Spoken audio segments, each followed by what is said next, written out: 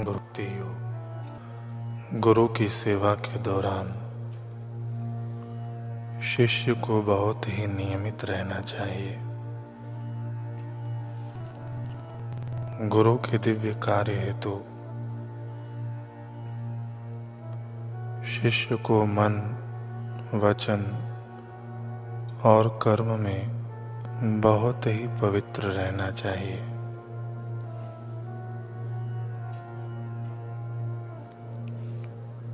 अपने हृदय रूपी उद्यान में निष्ठा, सादगी, शांति, सहानुभूति, आत्म संयम और आत्म त्याग जैसे पुष्प सुविकसित करो और वे पुष्प अपने गुरु को अर्घ के रूप में अर्पण करो।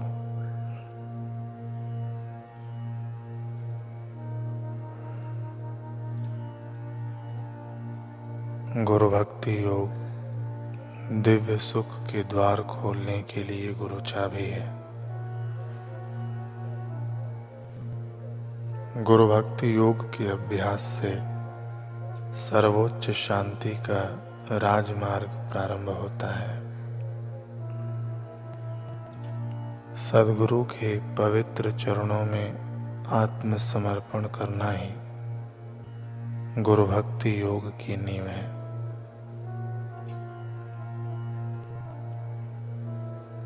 अगर आपको सद्गुरु के जीवनदायक चरणों में दृढ़ श्रद्धा एवं भक्ति भाव होगा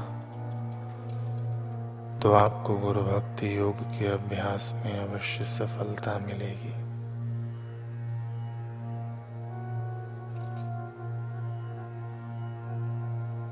श्री एकनाथी भागवत में एकनाथ जी महाराज कह रहे हैं, आचार्यम माम विजानीयान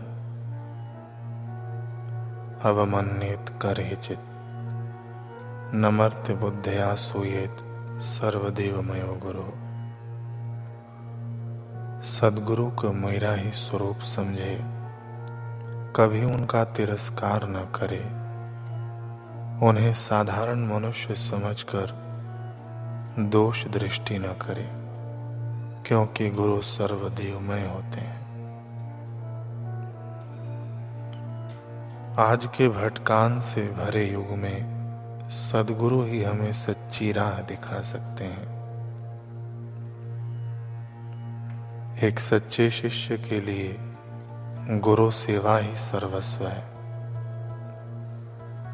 शिष्य को अपने गुरु की महिमा समझकर उनके प्रति अपने दायित्व को किस प्रकार निभाना चाहिए, यह बताते हुए भगवान श्री कृष्ण उद्धव जी से कह रहे हैं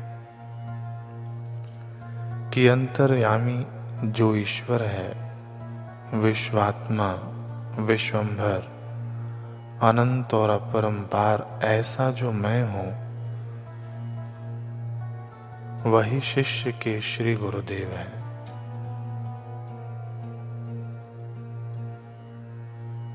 भक्ति भाव देखकर शिष्य का मनोरथ मैं ही पूर्ण करता हूं। जिन सद्गुरु के अंगूठे में ब्रह्मा आदि अगणित देवताओं की भीड़ रहती है, जिनका नाम वैकुंठ और कैलाश में भी पूजनीय है, जिनका नाम सुनते ही यम और काल थर थर कांपते हैं और ब्रह्मा विष्णु महेश तीनों हाथ जोड़कर खड़े रहते हैं, तथा जो सारे वेदों का रहस्य है, वही सद्गुरु का स्वरूप है।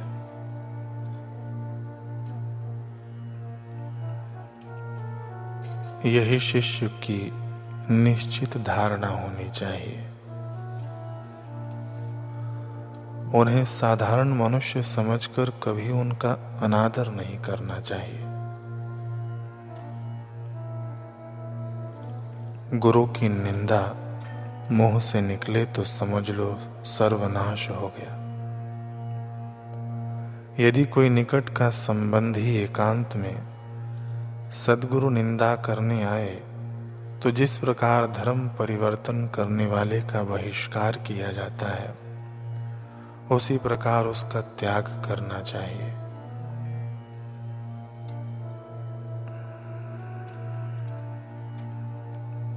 यदि यह संभव न हो तो स्वयं वहां से भाग जाए। यदि शिष्य स्वयं ही सद्गुरु की निंदा की बात करता है तो समझ लो सब कुछ डूब गया, उसका परमार्थ मिट्टी में मिल गया। ऐसे गुरु के प्रति पत्र पुष्प अन्न धन के संबंध में कभी छल कपट धोखाधड़ी न करे।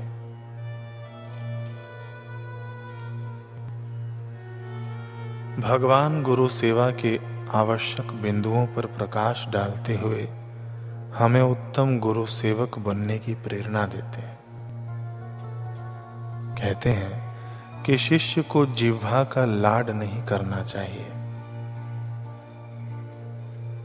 विषय विस्तार नहीं बढ़ाना चाहिए, देह का निर्वाह हो इतना ही पर्याप्त है। ऐसे शिष्य की इच्छा होनी चाहिए। गुरु सेवा के लिए वृत्ति सावधान रखनी चाहिए। इसके लिए शिष्य का भोजन मर्यादित होना चाहिए। अधिक अन्न खाने से निद्रा और आलस्य आता है तथा बहुत कम खाने से शरीर दुर्बल हो जाता है। गुरु की सेवा के लिए शरीर सुदृढ़ रखना चाहिए। शुश्रूषमाण आचार्यं सदोपासित नीचवत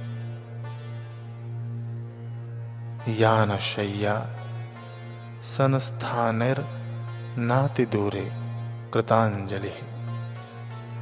गुरु सेवा में तिल मात्र का भी अंतर न करते हुए सदा उल्लास पूर्वक तत्पर रहना चाहिए।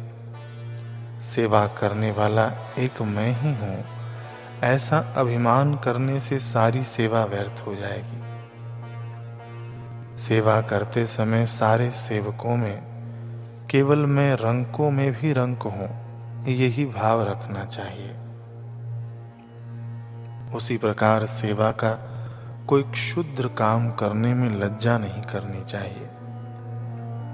मन में किसी भी प्रकार का आलस्य न रखकर गुरुजनों के प्रति सदा उल्लास का भाव रखना चाहिए। गुरु सेवा से जीवन में होने वाले महान परिवर्तन को दर्शाते हुए भगवान आगे कहते हैं कि सारे सुख उपभोग का त्याग करके गुरुद्वार पर रहकर गुरु की सेवा करने से ही शिष्य सबका प्रिय बन जाता है। इस प्रकार गुरु सेवा तथा अखंड ब्रह्मचर्य व्रत का पालन करने से वह ब्रह्म तेज से संपन्न हो जाता है और उसके सारे पाप नष्ट हो जाते हैं।